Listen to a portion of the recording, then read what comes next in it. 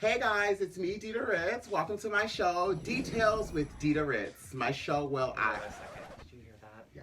Child screaming. Children screaming, damn Yeah, it. wait until... Obviously, I was trying to go for an understated look. Yeah, obviously. Just, you swallowed a tree. Absolutely, or the tree is swallowing me. Ooh, are you bottoming for a tree? Ooh, hey, I'm a freaky crazy bitch, you never know. Hey guys, it's me, Dida Ritz. Welcome to my new show, Detailz with Dida Ritz. Ooh. Yes, where I will be spilling all of the tea from my season 4. And I felt like this was something I needed to do because my fans are always constantly asking me, what is your opinion of your season? We never hear it. So I thought that this was a really great opportunity to do this. And my guests from my first show, I thought I had to have my good Judy here in Chicago. I work with her every week at Sidetracks. Dixie-Lynn Cartwright, everyone. Oh my goodness. Thank you so much for having me for this inaugural episode. I know, isn't this exciting? It is very exciting. I think another reason that I'm on this particular episode is because I'm one of the people who is constantly begging her to tell me her experiences. Because we host the viewing parties at Sidetrack. And she'll spill a little tea here and there. But like, when there are specifics about her season, she always like, you just always play it a little close to the chest. Like, you never quite say it all. I definitely have kept a lot of secrets, and there's a lot of stuff that I've never even told my side of the story. But I think that that is the fun of like doing the show. And now when I look at Drag Race, it's like this amazing coffee table book of drag in a way. Yeah. And I wanted to have the opportunity now to be able to speak and really, and I think that it's been so many years, my drag has changed. I've changed as a queen. It is strange, all the like inside stuff that you have inside that tree-covered head. A lot of stuff. I'm so I lifted up and like instead of the rose petals, all of just the juicy tea that's it. out. It's all tea under there. What is going on with your outfit? Well, so that was another thing. Because I wanted to make sure that it all ties into a cohesive kind of situation. Sure. So every week while I do this, I'm going to kind of be taking the outfit, whatever I wore from the runway, and kind of just having fun with it, updating, you know, taking things and referencing them. And like on the first episode, my bra top, I believe, was camo. Yeah. We'll obviously talk about that later. But bra top was camo, so I thought I'd like kind of have a little camo gloves sleeve situation, which is always lovely. And then I thought it was apocalyptic was the theme, so I thought I'd just do the opposite of Mother Nature. You also fucked a tree on your way here. Absolutely. I told you. Yeah. Well, I mean, your boyfriend is hung like a tree. Oh. We'll cut that out. Sorry. I have a quick question. Yes. Okay.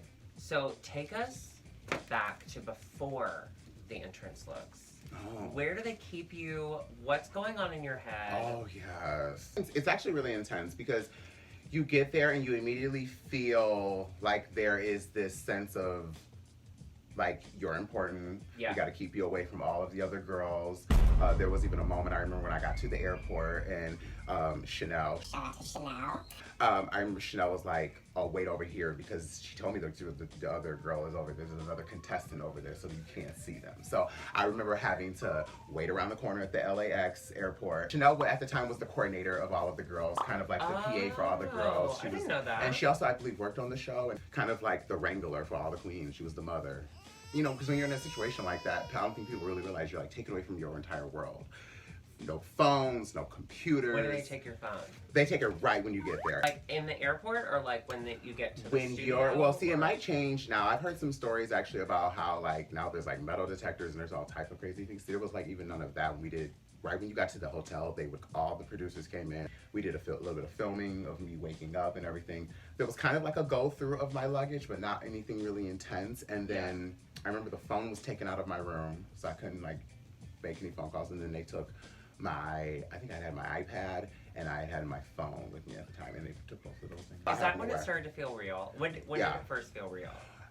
Okay, it really didn't feel real to me until I remember going to film my first interview, because like even before the filming starts, they take you for your first interview. And I remember like a day before. And that's when you say, "I'm Dida Ritz. I'm this such old, and I'm from Chicago, Illinois, and I was like 24, 25 years old when we filmed. Yes, I was a baby.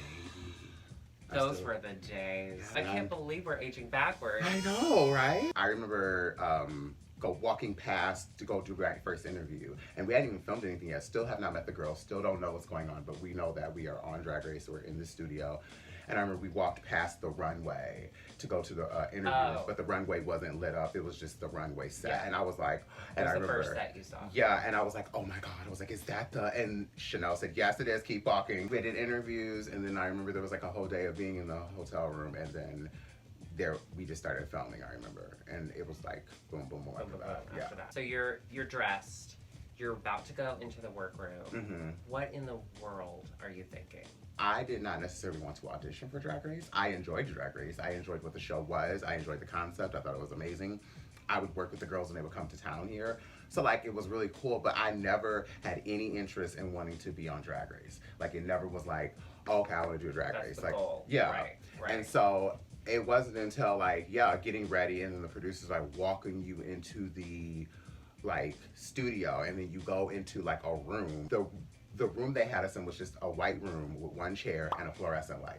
And you had like the little mini iPods they give you that had all the RuPaul songs and all your lip sync for your life. Right before you walk into the workroom, they put you in like rooms by yourself, and you have like to wait. As like they all, like a cattle. Like, okay, let this girl go out, have her 15, 20, 30 minutes in the room thing. You bring out the next girl, she has a 15, 20, 30 minutes. So you think about somebody like Latrice, who was the last girl to walk in. Oh, she spent all day. Latrice was like probably fire and mad as hell, like, are you kidding me? Y'all got me up in here like I'm all, I remember they made Sharon redo hers because then her hat had flew off at one point, and then like, but then at that point I already knew what was up, because they made her redo it? I peeps game, yes. Okay, because when she came out, I remember thinking, like, the reaction of everyone when she's standing there posing is very, like, lackluster. And I was like, why is everyone, like, so... Because it was the second time she had done it. I had honestly thought, to be very honest with you, I honestly thought Sharon was, like, a part of the competition. Like, she was, like a part of the competition, like, hey, girls, so your first challenge. Like, I thought she was going to be, like, you know? And I was like, okay. Like someone who worked on the show. Yeah, like, I thought she was part of the whole, like, gimmick. So I was like, okay, cool, like, here we go. Okay, so, sorry, I asked you so many questions. Oh, I love it. Should we do the entry? Yes. Entry looks from when the girls walk into the workroom. Alrighty, so first up, we have Willem.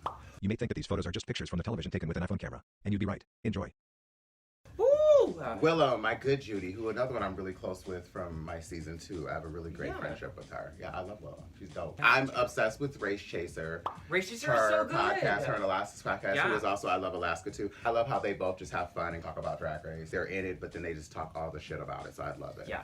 Okay, so Willem, and I remember liking what she had on. I loved the fringe boot. Willem always has a sickening shoe. Yeah, like she always has has a shoe haul on YouTube. If you watch her, I love those. Yes. It's all shoes I could never afford. But when once we were done with filming, and I would go to LA a lot to go work, I would go to her house, and her closet was my favorite thing to look at, because she just would have. I mean, everything from boy clothes to the most fiercest of fashion, and it's even more insane now. Should we say something as far as, like, we are looking at the fashions, but, like, these are fashions from how long ago? Like, many, many years ago. And, like, fashion and drag in general has changed so much. You wore what you wore to work. Like, when you would go work the club, like, you just had to do, like, oh no, she's giving me, like, I literally painted at the house, don't want to do anything when I get to the bar. I just want to go straight to the bar, literally, and get a drink. So, like, I'm coming in, heels, nails. You know how girls come into, I do this sometimes, and you do this too. I do come into the gig with the nails, the shoes, the lashes, everything on, so you literally have to drop the bag in the back, and then go to the bar and get a drink. That is a professional queen lady. Yeah, that's and that is my sister Willow. No, I liked it. I mean, she's a beautiful drag queen. She is so beautiful.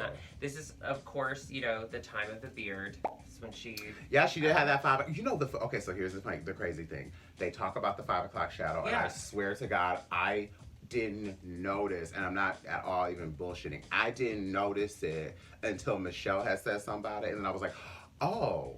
I was like, oh, okay, I see where she's coming from, but it was like a nitpicky thing, I felt. But then again, on television, TV, it looks a lot different. That HD, though. Yeah, but on the stage, the lighting is way more brighter, and it's very glamour lighting out there. And then there's like the smoke that they have that makes it kind of a little fog filter haze.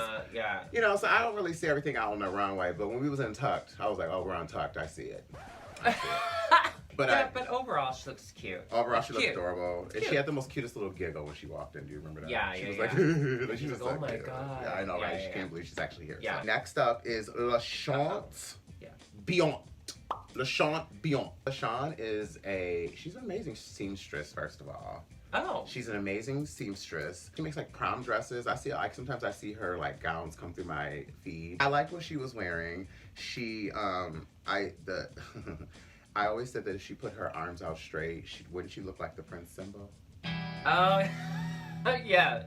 I always, because that's what I honestly thought at the moment. And she's wearing that gold fabric that has those ridges that everyone loves. Every queen has that. It's the universal drag fabric. That's exactly what I was going to say, is that she looks great. However, by today's standards, I don't think this would not fly. You would want to work it, because it's the gold jumpsuit with the... It's all the typical drag queen things that with drag the outside corset. Goes to, Yeah, the boot. Classic drag used to be like... So like, ooh, look at her, she's doing it. Would be now the it's goal. like, you're being safe. Exactly. You're just giving a basic. It used to be the goal, and now it's like, not okay. No more. Yeah. Gots to go. But she did it here. I love this. She did it here, and she looks good. All right, next up we have Jiggly Caliente. Ooh. And she has on the little cherries. And her thing was like the sucker all season. She had a sucker in her mouth because she likes to suck on things. She likes to sucker. She's a dirty bitch. Mm-hmm. Oh, I like it. No, I love Jiggly. Jiggly is a dirty dick pig, and I love that about her. She's another. Yes, Jiggly is a. You said that so casually. She is such a dirty little dick pig, and I love that about her. She's another one who I'm like cool with. She does all the fabulous tours with the girls, like the Christmas tours, and she'll do that. And so sometimes she'll pick up the phone and be venting to me about when bitches be acting up on the tour. Oh, I like that. Y'all know who y'all are. Yeah, I love Jiggly. Jiggly's I my do heart. too. When I saw her on Broad City, I screamed. I cry every time I see her on TV because I know that what that means to her. There's something about Jiggly Caliente. There's something magnetic about her. Definitely. And she looks adorable. I love, The body shape is so good. Proportions are there, the hair. The legs look amazing. The leg was painted. I will say, as someone, I know that she's since fixed this, but as currently someone with bad teeth, I did think it was brave of her to have a sucker in her mouth, because that's all sugar, and she's just going to lose another tooth. I thought the same thing, too. I was like, girl, all that sugar? Well, you're also drawing attention. Because, she done got them fixed now, so okay, we can say all the shit. They're beautiful. Gorgeous now. Season 4, as Bianca Del Rio likes to say, we're known as a season for the teeth. Because only a few of us had straight teeth. Everyone ever since has gotten their teeth more. Latrice got her teeth Latrice got hers fixed. I believe Sharon got hers fixed. Even Fifi got that little snaggle thing ripped out of her mouth. Everyone got a little something.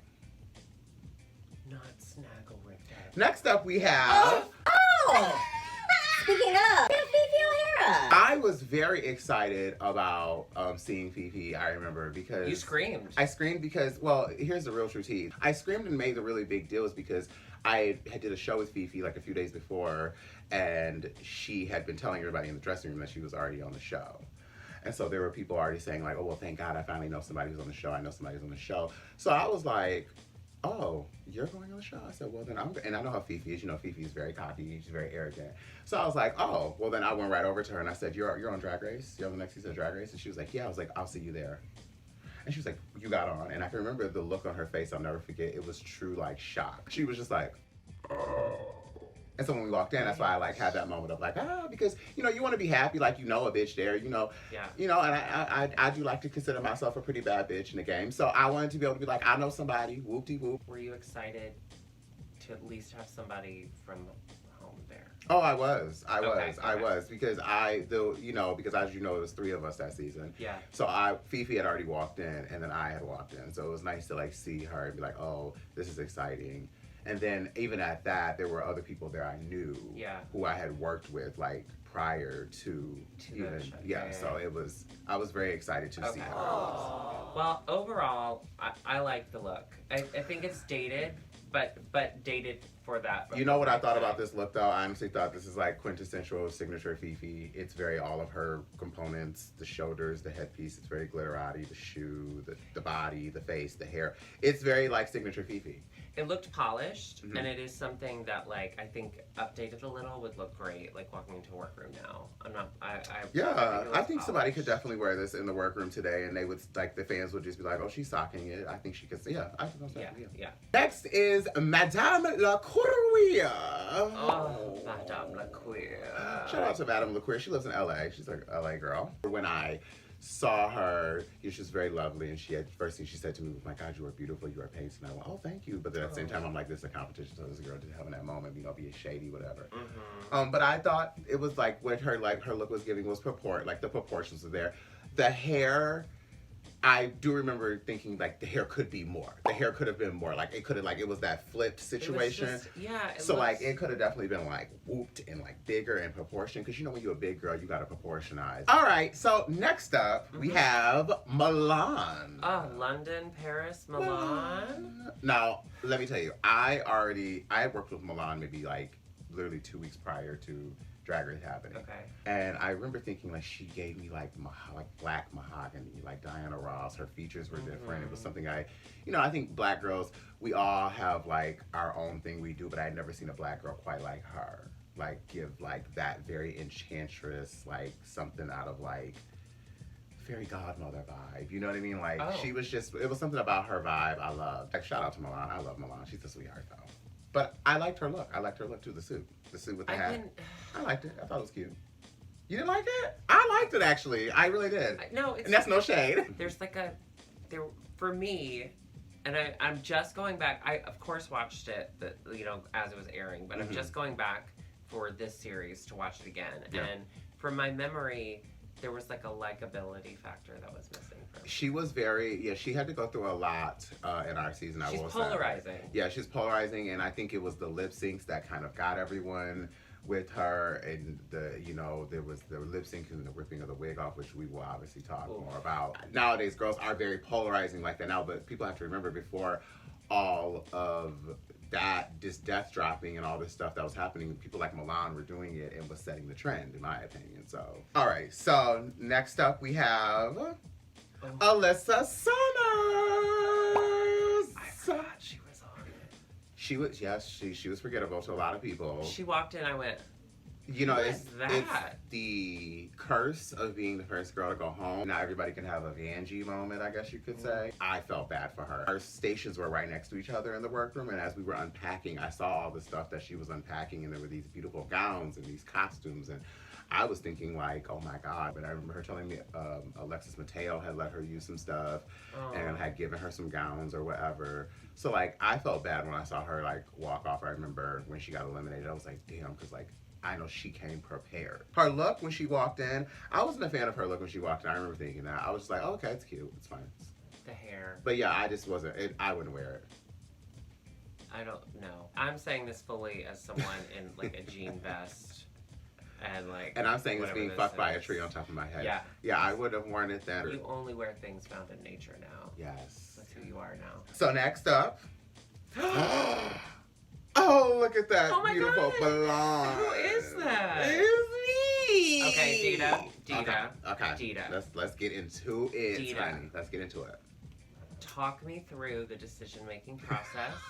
No, let's talk about it. No, I love the talk me through. Your drag has grown. It has. I mean, yes. Yeah, I'm that queen. I don't even know who that queen is when I watch it. No, I don't know. I love to rewatch my season. I love to rewatch my season. But when I would watch myself, I literally look like the youngest little kid. Like, I'm like, I look so much like a baby. You did look like a baby in your interviews. It's crazy. I look like a little baby. So, what? Remember, okay, so the one thing I love. She starts stuttering. I'm really trying to think about what was my I think my inspiration was definitely like, when I first started doing drag, my inspirations were like people like Carrie Bradshaw. Yeah, and I love the idea of like a girl who dresses different from the rest of the norm. I grew up being friends with girls who were different than the normal girls. They were the girls who always had great fashion sense or dressed, really well in like a vintage awkward way. So I remember thinking like, I want to walk into Carrie Bradshaw. I want to be different from what everyone else is probably going to be giving. The jacket, I wanted to give like the Chanel vibe. So I had like the black and white, Chanel jacket. Yeah. And I wanted to give like the Chanel vibe, kind of like, it's very like, if you think about it, it's very like cruisy wear in a way, like off the plane. And that's kind of what I was like wanting to give. And the coat, here's the magic part about the coat. The coat is actually like hand beaded. I hand beaded it with like glass stones. Oh. No one even really noticed it. I did that for like 2 weeks straight. While like I had, like all my friends were like helping me with other stuff. I was like sitting there and you can't even see it on TV. The only thing I think that really got me though on my entire look was my hair. There is an entire story about my hair and I was very pissed and I've waited so many years to talk about this and I'm ready to actually talk about it. You have seen online the hair, like the memes and stuff. Oh yeah. So what happened with the hair? Okay, so here is a story about the hair, you guys. Okay. Literally, when it happened, this was yet another moment like, F, you're on reality TV. There's no way you can back out of this. This is what happens with camera catches and just deal with it. So they put us in that room before you go into the workroom, before you have your main interest in the workroom. They put you in the chair and the light bulb. Like, I think that it's their way of kind of messing with you. Like, okay, we're going to put her in this room for like a good 30 minutes to 40 minutes. And then she'll like realize like, it's just you here now. You know, like that type of vibe. So they have me in this room. The room has the like textured painted wall. As I was waiting in this room, I fell asleep. And so my hair is like literally rubbing against this textured white paint. You know, like the 90s textured painted wall. My hair is like rubbing against that as I'm falling asleep. Girl, though. It went, that that's wig more was, than a wall, girl. You could have set that wig on fire. That was dry as hell. I mean, like, keep her away from a match because it will go up. We could have had a bonfire the first episode. Oh my god. So the apocalypse would have happened, we'd have had a bonfire to choose my wig. When I started drag, which is around this time, like, same thing. I had like the long blonde wig and you didn't know exactly how to take care of it. It's a whole, you could fluff it up for like an hour where it would look sort of like it used to, and then it just falls because there's so much dirt and like hairspray and it's just like, but you can't tell me shit when I'm wearing it. Oh, honey, you couldn't tell me nothing that day because that hair was, that lace front was glued. So sickening to my hair. Like the hairline, I had made sure, I've always been a baby hair game girl. I could have whipped that hair all around and it would have been from ear to ear, nice and glued, honey. You could have whipped it around, but it might have broken off. It would have definitely broken off. The shoes are really cute. The shoes are just like... I will say I love the shoes. Thank you. It was like chiffon fabric that I wrapped around like these platform stripper shoes. Oh, because at the time, like, it was hard for me to find shoes in my size. I mean, now I'm a shoe whore, you know this. But I couldn't find shoes in my size. It was really impossible. Yeah, well, I was, like, stuck. Again, like, I think something to keep in mind is that Workroom, there was no, like, big grand entrance. You just kind of walked in. There was no, like, say your line, say your catchphrase. It was just, you just walked in. Well, I remember he did say, I remember being told right when I walked in, they did say, walk in and stand in the middle and pose for the camera. I remember them saying that, and then they said, just say something fun if you want to. They and didn't then show any of yeah, they didn't. And then they were like, go in there and like say something clever and then pose and then walk over to the girls. But like the real way is like we walk in, I said bonjour ladies, and then as soon as like I said bonjour ladies, I was gonna walk over, but then they were like stand there, so then I was like standing there kind of posing and then walk away, but they don't show that. What was the bonjour ladies? Is that your Parisian background? It was like, always. When you're just weekending in Paris. That's become such a fabulous girl. Yeah. Is it because the Chanel thing? Yeah, the Chanel vibe. And I was just like, what can I say that is just very like something I would say. I didn't want to say anything that sounded too rehearsed. I was like, I would say bonjour, ladies. I feel like I would say bonjour, bonjour. Bonjour, ladies. Bonjour, bonjour, bonjour. Do not put a match near my hair. Yeah. I'm glad. Yes. And there just needs to be an understanding. Trust me, I heard, and I got it. Trust me, I got it. And that's why now, like you have to think about long hair, whatever. Right now, I'm like an obsession with human hair because it moves and it's beautiful. You could rub it against the wall and it won't get, Your entrance has as much as you're like, fuck, I wish I could go back and change it. It's very iconic in its own way. Oh, it's memed out, and I love the memes I see. Like, I have fun with it. You gotta have fun with it. You have to, because if you're not, then honestly, they just go harder on you, and then you look like a bitch. I'm glad that like we're able to look back at it and laugh. Absolutely, all you have to laugh, darling. You have to laugh. All right. Alrighty. Next up, we have the princess. Another Chicago girl at the time. Yes, which is so funny. There's a part where she walks in and she has this little giggle right when she walks in, you see it, and you can tell she looks and sees me and Fifi's, and she's like, oh, because once again, Princess lived in Chicago. She had just moved to Chicago from Nebraska. Three Chicago girls. The first of its time. First and last. Yeah, they've not done that anymore. Maybe the Chicago girls are too much. What's up, Drag Race? What's up? What's up? What's up? Call a bitch. I love the princess so much. I love the princess. She is absolutely amazing. Trendsetter.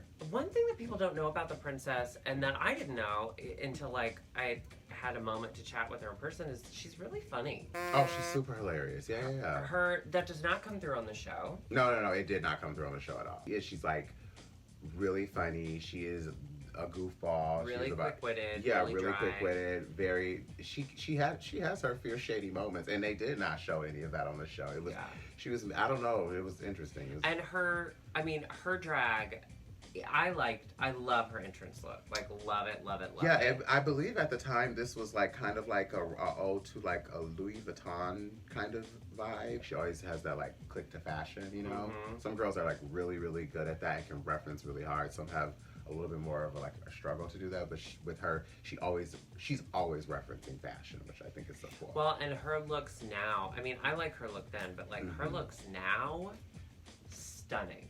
Well, I mean, if you looked at her look then, her walk-in look could be worn today. And I would happily. You know what I mean? It would be the most amazing thing. This could easily be worn, and I could easily see her or like another girl wearing this, and I would snap and be like, "Bitch, you look sickening," and the proportions are all there and everything. That's what I like about her. She is really timeless. And now especially, like she lives in Nashville now and runs like the girl at Play. Yeah. So she that's her. She's such a showgirl. But her, oh my God, her looks now are mind blowing. You have to follow the princess. Yes, on go Instagram. Follow the princess. And she's been working out a lot lately. She's a pretty hot dude. She's always been trade. Yeah. Tatted up trade. Now very much so. A snack. Go check that out. Yeah. Next up, we have the beautiful, the stunning Kenya Michaels. And she got the slow motion thing when she walked in. She did. She was the only one who got that real like,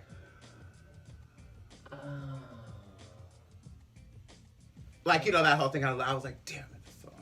That was fishy as Oh, Kenya's funny. She's a hoot. Kenya is, she's really funny. And I remember her just doing cute little random things, being cute and funny on set. Just to get laughs out of all of us. Well, she's adorable. And she's so little. And she knows it. And again, like, you would not be wearing jeans in today's Drag Race, but in the Drag Race of yesteryear. Yeah, this was, I mean, once again, this was like another, like, I liked her look because it was very what I love. Like, it's very, like, beigey, very ghetto girl, very round away. Yeah. I remember all of us thinking that, like, everyone else can just stop. She's going to be the pretty one of the season. Let's just all stop acting like this. So who's next in line for whatever? Every time I walk in a room and everyone stops. People tell you she's the pretty one. Yeah, you don't hear it? You hear that? Like child screaming at my beauty. Child screaming. Shut up, child! Next up, we have Mama legend icon Chad Michaels. Chad Michaels, winner of All-Star Season 1. Winner of All-Star Season 1. I mean, I knew who Chad Michaels was when he walked in. I immediately knew. Yeah. I mean, I've done my history. I've done my research. He's legendary in the business.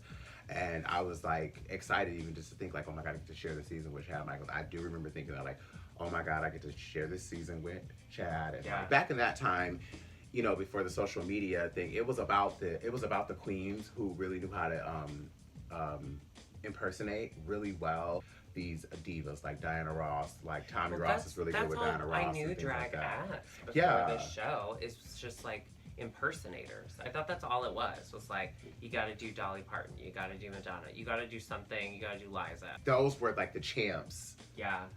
I remember like when I first started doing drag, like a lot of people, those were the champs if they could perform so well that they would actually get into the same room with the artist, you know? So when you think about certain drag queens who have been able to meet Cher or meet Dolly Parton or meet Reba McEntire because they are that good. Chad was one who did that, you know? I knew about his Cher. His Cher is creepy in person because you literally think you're meeting Cher. She walked into the workroom, super polished. She walked in and it was clear, like, oh, she knows what she's doing. No, and that was what I always thought about with Chad in the challenges. There were moments where, like, I just was like, oh, okay, she just knows what she's doing, or it makes sense, or I see why, like, it's just so fucking polished. It's just like, that is what I think about when I see Chad. It's like, damn. She's got it together. Bitch has got it. Yeah. She been had it. She been done had it. Yeah. Next up, we have Miss School herself, the winner of my season, Miss Sharon Needles. Spoiler alert for those of you who haven't watched. I know if you haven't watched it yet, sorry about it. I really thought that Sharon was like gonna be like, hey girls, like, you know, like this is what you'll be doing. I don't know, like, I'm gonna be honest and say this because I just really did not think that I had never seen like a dark queen kind of give the type of aesthetic she did, and it was more than just a witch hat, the wit put with it that she has, you know, she's very, and Sharon is very quick with that mouth too, like she's very like, you know, so it was like all those things, I was so impressed by that. You know, it wasn't like she wasn't insecure about anything. She was very confident in what she presented. So that even made me love her more because I love a confident, weird, freak, crazy, whatever, you know. Like, I love, I shouldn't say freak. I love people who are just, you know, out there and different and fun and like are brave about it, and especially don't go against the, like, you know, or don't go with the grain and be like, I'm gonna wear this and be this pretty, and like Sharon was like, I'm gonna be a witch. Yeah. And I'm literally gonna put on this Party City hat and I'm going to like, that was a Party City hat. like literally, and that was her thing. Even like, you know, amongst all the reading that it came to her, like she literally, I remember throughout the time of the show airing, it was like she owned Party City. There were items that she would have at Party City from Party City that she would bring to the show and it would be used, or it would be a joke about her wearing the wig from Party City. I mean, it's a great, like, opening to Sharon Needles, right? I mean, her walking in as, like, a witch, it's still glamorous because her mug is always beautiful. Yeah, I love the way Sharon, even now, I love the way she paints her makeup. Very, very well. It's extremely. It's always polished and beautiful. So, yeah, I mean, Party City hat, but overall, we got the message. Loud and clear. I was like, oh, okay. And I even remember thinking, like, okay, that she's a top contender. That's so funny because Fifi said the opposite. Fifi was like, I don't see her going far in this competition or something. Oh, yeah. I also think that Fifi was like a little intimidated by Sharon. Well, no, actually not a little bit. I think Fifi was intimidated by Sharon because Sharon had the confidence. Yeah. And, you know, sometimes when you're an insecure bitch like me, I get it. Anybody with confidence, you see him as like a threat to you. I completely get that. So, one yes. final girl, I think. We do. The large and in charge, chunky, yeah, funky, Miss Latrice motherfucking Royale. I liked it. I saw the rhinestones. I mean, today, let's just say this right now as a disclaimer. Latrice would probably never wear any of this today because Latrice's drag is so like, I mean, it's just the diva of queendom now. So like, you can't really you can't really like say, oh, she looks all fool and a mess, because then I remember she looked sick and she had all the rhinestones on her face and I remember living for that.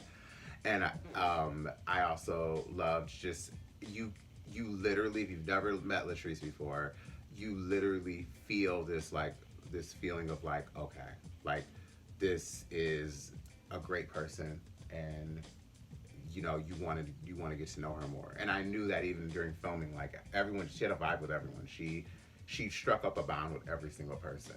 And you know, when people can do that, that is really cool. Classic Latrice. Classic Latrice. I mean, yeah, the rhinestones, the gowns to the floor. I mean, it was very, it's very like Florida. Like all the girls in Florida, that's what I thought. Like all the girls, like how the girls who drag in Florida at the time, I remember thinking like, this is very Florida vibes I get from her. And also, we have to keep in mind, she was sitting in that room alone for who knows how long. And she was the last one. Oh my God. Ready to go. Latrice, let me tell you something. Production knew better not to mess with Latrice.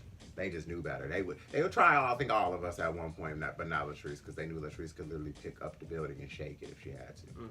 And she only had to twice, just to get Willem out of it. Like literally, like the Incredible Hulk, and pick that motherfucker up and just shake it. Okay, so now that we finished the entrance looks, I do want to ask you about the mini challenge where you had to be like Mike Ruiz was photographing you Oh, on yes. like a turntable, and they were shooting paint at you. Mm-hmm. What? Oh my God! So I was actually really living for that because. Did they tell you before you walked into the room? No, you don't even know what you're like doing. They gave us those dresses. They had us in a waiting area, and then they one by one take us over to the challenge. Because then what you do is after you're done with the challenge, and you go in the workroom to de-drag. So then that's when you start seeing everybody for the first time out of drag. When I walked in on set for that, I remember thinking it was really interesting. I remember thinking, and this is not, I always say this. I know a lot of the Drag Race girls have different stories about Rue. I've always said that Rue is just, when I see Rue, it's like, hey, what's up? Like, I don't have, I don't have numbers, or I don't know. I don't talk to Rue like that. But whenever I do see Rue, it's always like, hey, what's up, girl? But I remember thinking, this is the most fakest I have ever seen. Like, because Rue was like animated and he was filming, and he was like, hi, welcome to your first maxi challenge. Like, like things like that. Yeah. And I remember thinking like, my God, Rue is acting so fake. But then it made sense because I was like, oh, this is like television, duh. Like, it's amped up for the moment. But I remember him and Have you met Rue before Rue came into the workroom? I had no, not before. Like, I had met Rue like years ago before. But like they don't let you meet Rue before. No. Rue is like that reaction when he walks through the workroom the first time. Yeah, it's the genuine like I always had this image in my head that Rue was like on the other side of that two-way mirror watching all of us, and then he just there, like stroking. And then he's like, oh, let me go in here and say hi to these bitches and welcome them. So you walked into this thing with Mike Ruiz, who is so hot. He's very good looking. You spin. Yeah, I was like, oh my God, that's Mike Ruiz, that's top model. Like, he's photographed everyone in there, and I was like, he's about to photograph me. This is kind of cool. He got to photograph you in that wig. Yes, oh Just God. remember. Thank God I still didn't combust on set with all those lights. Okay, so then what we did next was they took us to a hotel, like an abandoned hotel situation. How do they get you to the hotel? Well, of course, they transfer us in a gorgeous white caravan, like a bait bus van you watch online, those videos. Not bait bus. Yeah, your favorite. My favorite growing up. That's your favorite movie, right? Yeah, it's my favorite. It's Oscar-worthy. They park us out, and we're like in East LA somewhere, and we're like, we still don't know what's going on. We're in drag. They want us to rock a daytime look. I remember I was wearing Ugg boots, and it was really crazy because there was a lot of the formers there you guys saw in the like part where all the zombies come out, and the formers were telling me like, who's the girl with the Ugg boots? Like clowning me, coming for me, making for like being also like, who, like that's bold. So there was a part where we're talking to Rue, and we have to ignore that there's like almost 60 people in production over there in the corner that we can't pay attention to. So we're talking to Rue, and then all of a sudden zombies come out, and I was terrified because I was like, okay, like this is fake, but then this is kind of like nerve-wracking a little bit, and then we had to like pick and grab what we wanted, and we had to actually film that a couple of times because they had to be like kind of filmed in certain ways. So would you get to keep the stuff that you grabbed the first time? You did the first time, but then there was like certain parts they want to get you ripping stuff off. The zombies. Yeah. And I wore that chicken wire thing, I knew I wanted to work with that because it was structured, and I was like, I could work with that and it'd be structured. So I had already saw my zombie with that whole roll of chicken wire, and I was like, I'm getting to her. Like, I don't care what I have to kick down. I got on these Uggs, they're flat, I don't got no excuse. So I did it. As soon as they said ready, set, go, I made a clean dart for the chicken wire. When was the first time you realized that they were Drag Race girls? The zombies. I saw Morgan McMichaels in Pandora Box, and I mean Morgan is Morgan. I mean today, now, and forever. Yeah. But I saw Morgan, and at that time Morgan was she was like the girl. Like I always remember kind of people being like, if Morgan likes you, then you're good. Really? Yeah, I mean. I even say that's how it is now. Morgan's she's a tough ass, and I truly if she likes you, she'll look out for you, and if she doesn't, she'll just watch you drown.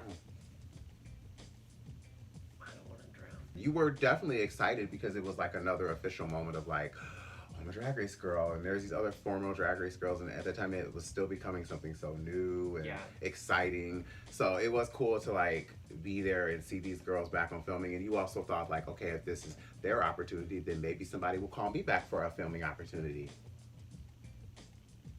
So you grab your chicken wire, they take you back. In the workroom, I've heard that it's very as you're working, there's still producers that are like asking you to talk to people, or there are still producers, like they are bouncing in and out. Sometimes they'll crawl underneath the table and they'll go tell you to go talk to someone. If they know that something is kind of like brewing, they will set it up, or they'll say, I think you need to go talk to somebody, hence the whole go back to Party City fight, which we will obviously talk about further future episodes. But they will. I mean, producers produce the show, you know, and I think that people also have to realize that like a reality show is literally a fishbowl experience. You're in this fishbowl and people are watching from the outside, literally taking notes. And so they're saying, oh, well, why did you roll your eyes when you're doing your interview or your confessionals? Then that's when they ask you, well, why did you roll your eyes when so-and-so was talking? And you're like, you know, and then you have to explain, well, I was rolling my eyes because I think she's a fake bitch, or I think this, or I think that, or whatever, da-da-da-da. It was a lot of that, producers popping in and out to tell you things. They do, you know, it doesn't matter what show it is, whether it's competition or if it's regular reality. Producers produce the show. Do you get to listen to anything? Because I know some people have headphones in. Do you get to listen to music? They give you the little square iPod Nanos? Yeah. They had those at the time. I feel like they still have those. When I see on the show, the girls have them.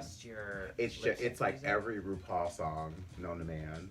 And then, I mean, hello, it's RuPaul. You're gonna make sure that she beats her sound in your head. And then it's like all these other songs that are lip sync songs. And one thing I thought was pretty cool is that they're edited down to like, sometimes when you like watch the lip sync for your life and it like goes from like the first verse to the bridge to the end, it's literally edited like that on the iPad. Oh, that's so good. That's how. So it's like, because that's how much they pay for, you know. Yeah. Television production. You know, you pay for everything nowadays. All right, so now we're gonna go into the runway looks. We just finished talking about that. We're gonna go into the runway looks, and I can tell you right now, this was very exciting for me because this was like the first runway. Yeah. I was really excited. I was here for it. At this point, I said, okay, I've done a challenge. I have made an outfit. You asked me. You said the apocalypse happened or apocalyptic or whatever happened, and I have made an outfit. I was excited. The music was blaring. I remember every time we would do the runway, we could peek through the curtains and we would see RuPaul sitting there, and she just looked stunning, and everything she literally like sometimes would just look like a ball of like sparkle. You didn't really quite know what was going on. You just see her face and then a ball of sparkles. We're gonna look at RuPaul's first look, which was this red, beautiful dress. I mean, this was the height of RuPaul to me because it that was, Matthew Anderson glamour. Shout out to Matthew Anderson. Truly, I don't think she's ever really... I mean, she still looks beautiful now, but there's like a little bit of magic gone. There is a difference between like who was kind of like dressing her and styling her. You can definitely see that. And both are good. Both are good. I think Raven and Delta do a great job on her too. Great job. You know, hello, Emmy Award winning. But yeah, there was something to be said about this. I loved the looks on my season. She had some really fun stuff, and that was kind of the fun part of it too, because we never got to see the full gowns until you guys see them on the show. Because we see her only in like sitting behind the counter, you know, like the desk. So we don't really get to see it unless sometimes she would get up, and then we can maybe see it. But you know, she's got some tricks up her sleeve with how those dresses are. So. What do you mean? Well, you know, television production is this is the fun part of it. So sometimes, like, I don't know if she has, like, I've heard crazy stories. So I've heard crazy stories that there's, like, a dress made for her just to stand on the runway, and then it comes apart, and then she can sit. But then I've also heard that there's, like, a top part of the dress made that she only wears for the sitting, and then there's another dress made for the runway. I mean, at this point, I don't. Yeah, at this point, I have no clue. I know that I would see her sometimes walk in the half gown situation, but she would have, like, I mean, cleverly have, like, matching bottoms on. So it was like, yeah, she was very clever. I mean, very clever how she did everything. How long does it take to do a runway? I'm sure it takes hours. Runway right? at least takes, like deliberations take like at least like 2 hours, 3 hours, because you gotta realize each judge sometimes wants like 15, 20 minutes with each girl. And if you are not agreeing with the judges, you will fight back, and then that prolongs your time. Or, you know, if you're standing up there with like the most highest of heels and you're all the way at the end, you have to, you know, and you can't take your shoes off because you're not going to take your heels off on the main stage of RuPaul's Drag Race, not in front of RuPaul and Michelle Visage unless you want to get red. That's why sometimes whenever you see girls or people say they're safe on reality competition shows, it's not because they're trying to play it safe. They're literally like tired from probably standing in like heels. Like, you know, you think about, you know, so. I mean, that is something to think about because I know that Soju got a lot of shit when she talked about her tendinitis and like she can't stand in heels. Yeah, you're thinking of her standing in heels for that 5-minute segment. They really do think it's like it takes that. Hours. It's oh my god, and then Rue has to, you know, understand Rue has to like say things twice, you know, like Rue has to. So sometimes if you were up for elimination or if you were lip syncing, you would have to hear RuPaul say it like 3 or 4 times because of takes. You are up for elimination. I'm sorry, my dear, you are up for elimination. My dear, you are up for elimination, and you're just sitting there like. You're like, oh God. Thanks. Please say it again. Right. So, I mean, those, yes, deliberations and, you know, the runways take forever.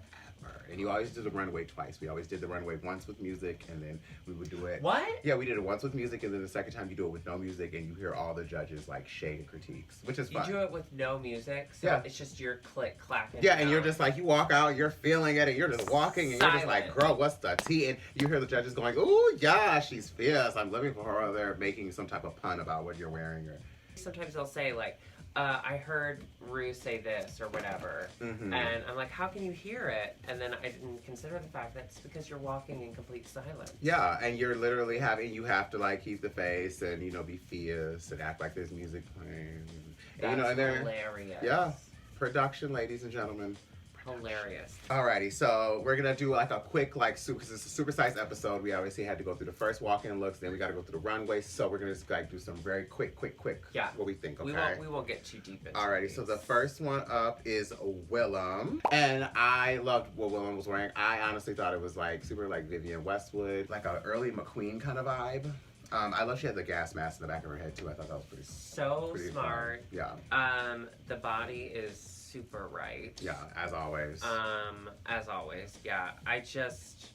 This is stellar. I mean, Yeah. it's why Willem is Willem.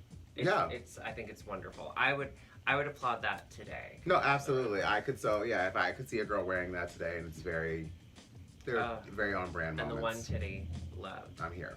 All right, next up we have Fifi O'Hara. I liked it. I remember she took the fur, and I'm not gonna lie to you, I was like a little upset. I was like, damn, because you know I love fur. Fur is like my life.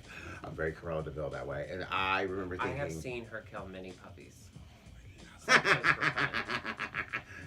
I liked her look. I liked it. It's a lot. It was very signature Fifi. I remember thinking, well, Fifi is a lot, you know, so it makes sense. Her clothes reflect her personality a lot. So worked. Next up, we have LaShawn B on. I loved it. I thought it was like iconic. Powerful black woman holding the world on her head. I love the dress was made out of blue tarp, I believe, like the tarp you use at like a little barbecue or whatever. Once again, using a tarp at barbecues. Yeah, you know, like they have like the cover. Like the tent. Yeah. I always think of tarps as like something you put a dead body in. Oh, that works too. Yeah. Like the mum effect thing. Depends on what barbecue you're at, I guess. Yeah. I loved it. And I love how iconic it has become for her. It is, yeah. It's a signature look for her. It was definitely, it was beautifully made. I mean, it really was. You can tell that it's tailored. Yeah, it's very tailored. That goes to show you that she knows how to sew. Alrighty, next up we have Mother Chad Michaels. What did we think? I liked it. I remember thinking I wasn't really that much of a fan of the hair because I remember thinking at the time those pixie wigs were everywhere. Because pink, you know. But at the same time, it's like Chad, once again, all the components fit right into place. And I remember thinking tight tuck. Oh, I was just about to say that. Right? Oh my God. Her tuck was so ridiculous. I remember thinking that like, damn, that's a good old coochie coo. Next up, we have the princess giving us a little nautical water world. Yeah, thing. I was here. I initially didn't get it. I liked it, I just didn't get it. I agreed with Michelle, because Michelle said, like, I'm not getting apocalypse from it. No, absolutely. You know, when they were like, oh, Waterworld apocalypse, she's like, yeah, I get that, but, like, it's not, like, dirty, it's not grungy, it's clean and it was white. Very clean. I mean, she did say something, her whites are the cleanest that she the cleaner than hers. But it is perfectly the princess because it is so well tailored to her body. The silhouette is gorgeous. It's a lot of patterns. I could see Princess wearing this today. I would love to see her wear this I could see her wearing that, and I kind of wonder if she still has that or if she's kept that. You know, some girls, I don't have everything from my experience from Drag Race. Some of it I have given away or just tore apart because it was just a little traumatizing. Yeah. But I wonder if she still has that. It's beautiful. Next up, we have the beautiful Kenya Michaels. I didn't really like that. I remember the undergarment was giving me like a diaper effect. Yeah. I remember thinking that, but I remember thinking this. I did say this. She's pretty, so she'll be fine. She's gorgeous, and she looks, and her legs were out, and you know the shoes were like she was sexy. So I was like, she'll be fine. I didn't get the apocalypse thing. Yeah, like the wings and all that. I remember thinking didn't get it, but it's a strong statement, I guess. Yeah, it's definitely a choice. We'll go with that. It was a choice. Next up, we have Latrice Royale. I loved it. I loved the hair sticking up straight. I loved the little amount of clothing that she was wearing because her ass was hanging out. She had like thick thighs, make the dick rise, all hanging out. I love all that. It looks great. And she had like I think it's like the most, still to this date, the darkest I've ever seen Latrice look. You know, she's very glamour. Like she's very she's very light and like lights, camera, action, glamour. Yeah. And then like sometimes she does like very like off the cusp looks, like you've seen her do like the purple thing with the like ponytail and stuff. But like that was the darkest I've really ever seen still her look. The contact lens she had in her eye. Oh yeah, her little cyborg eye. All of us had a little fun sci-fi eye on. It was fun. I loved it. Yeah, I think this is great. Alrighty, next up we have Alyssa Summers. So Dixie, what did you think of Alyssa Summers' outfit? Why do I have to say it first? She relies heavily on the breastplate. She did at the time, and I remember Willem was making fun of them, calling them Muppet titties. And they were new at the time. Just let's call them Muppet titties, like they were literally Miss Piggy titties. Muppet titties. That was really at the time when girls, I think, wanted to start having titties. Like it was a thing to have titties. All the girls wanted to like wear these little cutouts and they have like the little silhouette of breast and everything. And now we've seen the breastplate situation explode. It wasn't my favorite. I love the ponytail, but the makeup was beautiful. But yeah, that's from the neck up is pretty much what I love. The makeup was not beautiful. You didn't like the makeup? The 301s that she wore under her eye. Oh, the top and bottom. That's reserved for Bianca. That's rough. Next up, we have Milan. Okay, so the first thing I thought when Milan did this was she was giving me like 80s like zombie like a prom queen vibe. Mm-hmm. I'm not sure if I remember if they liked it or not. She was safe. Yeah. She was safe. Yes, I remember that. I liked it a lot. Yeah, no, I saw the story. She had one boot. I like that she had like a bare leg. It doesn't look like Milan. It doesn't, once again. That sounds awful to say that's why I liked it, but I think that's why it was memorable to me, is because it's such a departure, but it was so well done. I liked it a lot, like a lot. No, I liked it too, and like I said, I got a storyline from it, so I completely there you go for it. And if you give me a story the minute I look at you, then I love it. I love it. My story like broke college student. You look like you're going to a Taylor Swift concert. I'll take it. Okay. Next up is Jiggly Caliente. The baked potato. Jiggly Caliente. The baked potato, yes. The baked potato. It's not good, but it's not like a bad haunting thing. It's like I think of it lovingly when I think of Jiggly. No? Oh, I love Jiggly. I didn't love that outfit. Well, no, the outfit's terrible. I remember all of us telling her, girl, like, we don't know what's going on. It was just very hodgepodgey. I get it was very Heatherette-y because everybody was very Heatherette crazy at that time, I think. That was like a big, like, it was like Heatherette blondes kind of vibe. That's what everybody was kind of going for with drag, especially that was like the high fashion arc of drag. I saw what she was doing. it was a lot, girl. It was a lot. It was a lot. And the leg. And then the leg, and she was swinging the leg, and I was like, like tennis shoes. She was wearing tennis shoes, which that was a big controversy thing. I remember that girls were like, your first runway, and you're wearing tennis shoes, like you're not even gonna brave the heel, girl. The fuck, like everybody was, people were giving hard. Yeah, I mean, there was reads, girl. Rightfully so.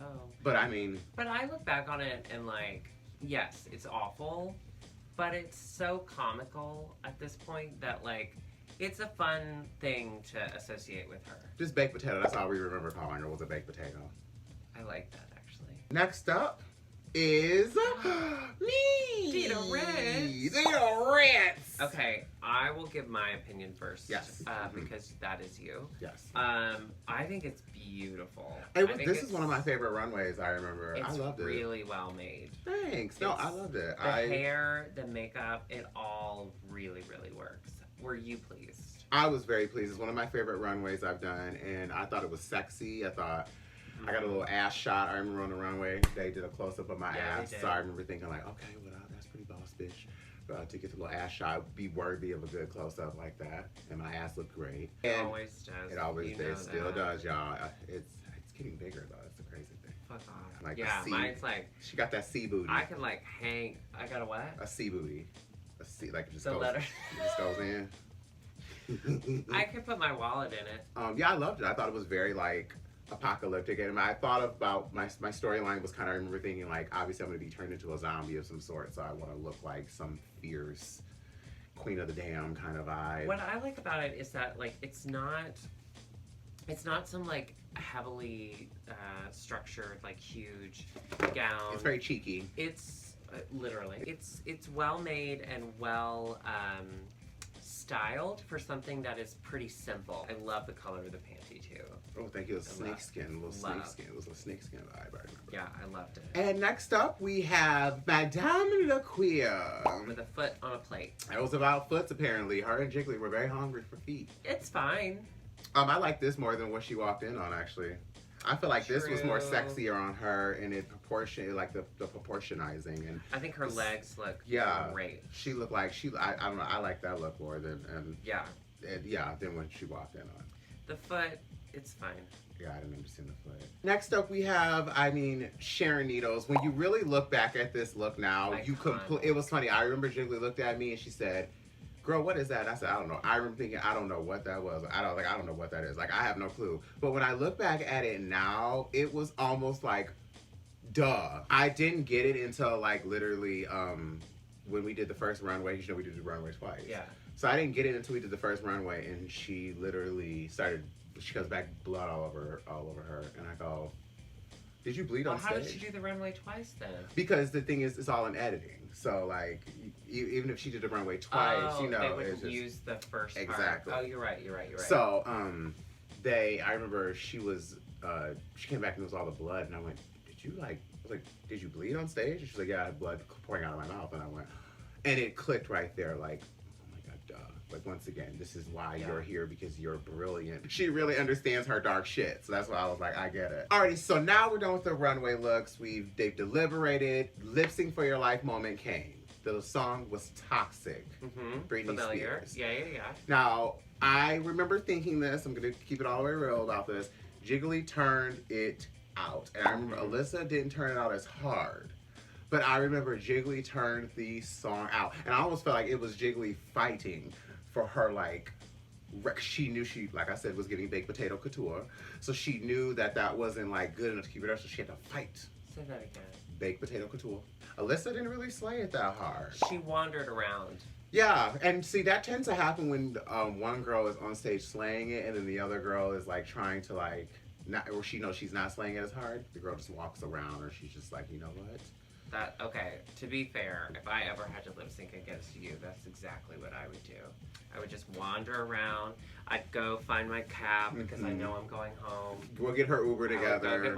I'd get my stuff. I'd start packing. Yeah. I'd bring my like suitcase on stage. I'd start packing as you're finishing. Oh my God, now that would be a real lip sync for your life. You brought out the girl's suitcase and you literally were performing but putting her stuff in the suitcase. Like, girl, that would be a lip sync for your life. Trademark, TM. We trademarked that. Yes. If anyone does that on Drag Race, you have to pay us. So Toxic happens, and then it is the first elimination. The first elimination is here. So we're all standing there, we're waiting, we're like, oh my God, what is about to happen? We all feel like Jiggly just slayed it, but we're standing there. One thing that, I don't know if Ruth still does this, but after the lip sync, you know, she walks away. And I truly believe it is to go deliberate with, you know, the puppet. She does? Yeah, like after the lip sync happens, she gets up and she like walks to the back, and, you know, I truly believe it's probably either negotiating or thinking about with like producers or people like, okay, who do you guys think won, you know? And then she comes back, and then I remember it was like Jiggly Caliente, Shantae, you stay. And I just remember thinking like, damn, The competition has started. The first girl has gone home. And Alyssa Summers walked off and she went home. And do you get to go back to the workroom? It's really crazy. I don't think they get to do it now, but we did. Our season was controversial because we were able to hang out with each other and, you know, eat in the hallway at the hotel and kind of like have a sisterhood. I think that's kind of why our season was so like loved by everyone, because we had a real kind of like bond with each other on and off camera. I definitely don't think that's allowed anymore because they want the drama. It's all drama, ladies and gentlemen. That's all they want is drama.